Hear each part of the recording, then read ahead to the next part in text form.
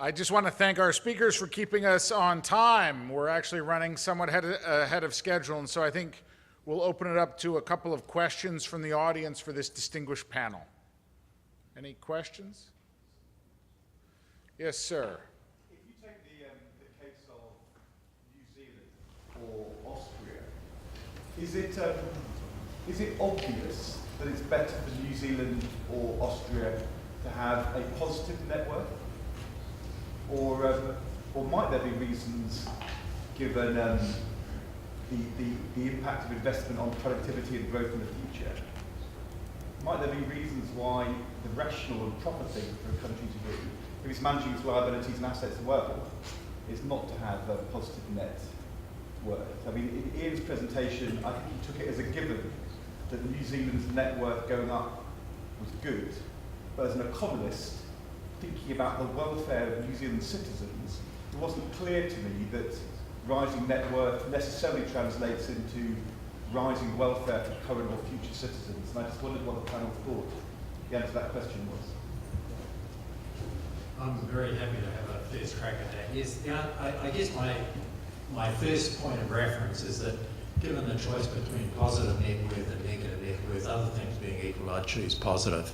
It seems to me a safer place to be, and in the context of the global financial crisis, I think New Zealand came out of it much better and much quicker because of that. However, a more fundamental answer to the question is, why is New Zealand moving in that way? It's not about net worth for its own sake. What it's about is that New Zealand, and perhaps we're unusual in this, New Zealand has an ageing population. So there is an expectation that over time there will be need to be greater amounts spent on pensions. Now, they're old age pensions, not public service pensions. And in the expectation of that greying of the population, the government considered it sensible to build the strength of the balance sheet in preparation for that. So what it has done is create a New Zealand superannuation fund, which is now a not insignificant part of the New Zealand government's overall balance sheet, which is essentially financial assets. And I think the answer to your question really in part is answered by the fact that New Zealand will have a much smoother ride, I believe, when those of us like me approach or achieve the age of national superannuation, which is the New Zealand pension program. So it was really the strength of the balance sheet was really seen in large part as essentially a risk management action. If you take, I mean, the statement, all other things being equal, positive net worth is better than negative net worth, must be true.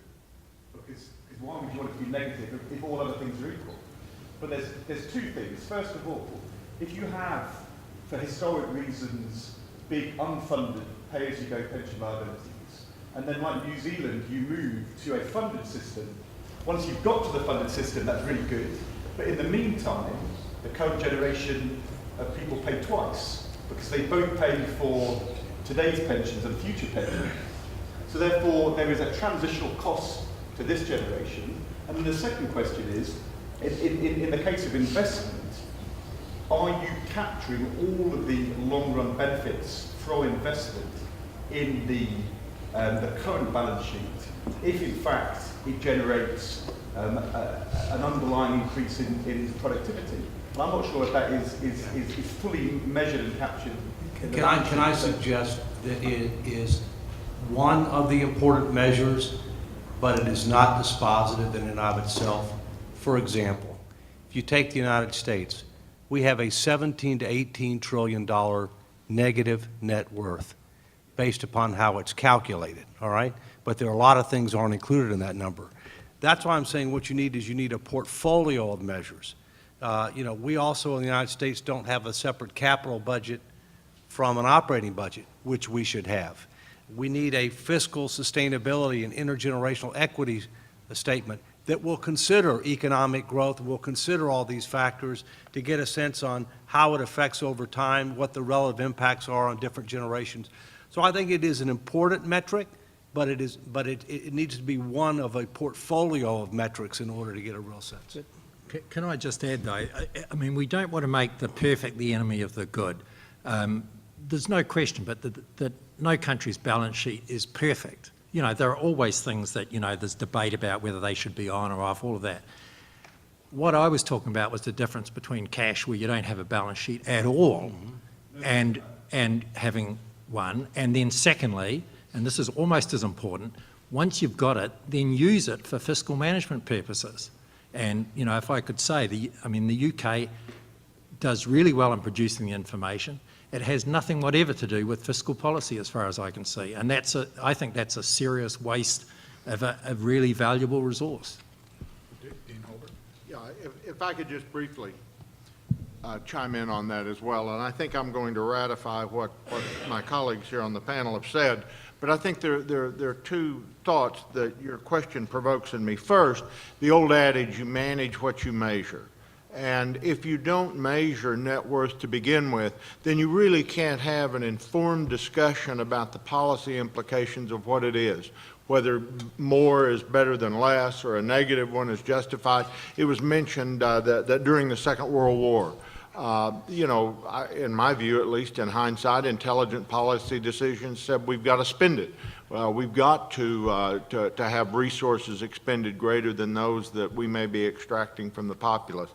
But if you believe, as I do, that no organization can perpetually consume more resources than it receives, then the measurement of the relationship between the full cost of services that are provided to a populace and the comparison of that with the resources that are extracted from that populace, allegedly to pay for those services, you can't have an informed discussion. And that's the central message, I think, that you've heard uniformly from each of the participants here.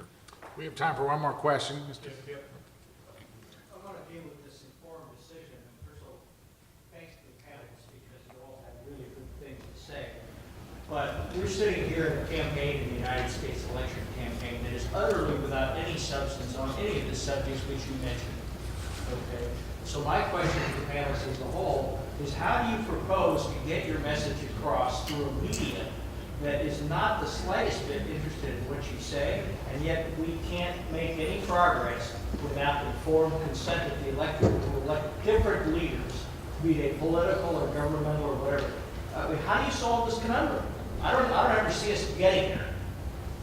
Just a quick response on that. I've talked to all the major news outlets. There used to be accounting journalists. They let them off. It's a huge issue. I talked to Bloomberg about it. He said, oh yeah, I'll do it. But there's not a great interest. It's actually a big problem. It's not in the interests of many to have this, both private and public. So we are talking about a massive challenge. But we're in a crisis as far as I'm concerned historically. We've never not had accounting journalists in financial journalism. Gerhard and Ian? I would, well, first, you're dealing with a primary campaign, which is fundamentally different than a general election campaign. It's not uncommon to not have a lot of emphasis on these issues in a primary campaign. The one candidate that's probably emphasized it the most is in third place on the GOP side, and that's John Kasich. There are a number of efforts underway to try to reach out to the transition teams for both of the nominees. The law has been changed such that, you know, they will have office space, they'll have federal financial support for the two nominees right after the convention. I'm involved in a number of transition efforts to try to reach out to them, not just with regard to the problem, but potential solutions. So I'm hopeful that you'll see, you know, a more informed discussion in the general, but more importantly, you know, whoever gets elected, that they'll be better prepared and better informed to try to be able to start dealing with some of these issues once they take office. Just as a practitioner again, my experience tells me that journalists, people from the media understand the concept of net worth. If you are beneath or above the water, they understand this picture. And you just have to communicate in a very simple way. And if you do that, you have a chance to communicate those things. And to be provocative, it's much simpler to explain them the concept of net worth than to explain the concept of structural deficit in EU terms, as we are talking about the European crisis. It's much more complicated than the concept of net worth. If I could just add maybe one quick comment. New Zealand had a finance minister called Ruth Richardson at one point. She was the one who pushed the notion that New Zealand should produce the monthly financial statements. I showed you an example of one of them.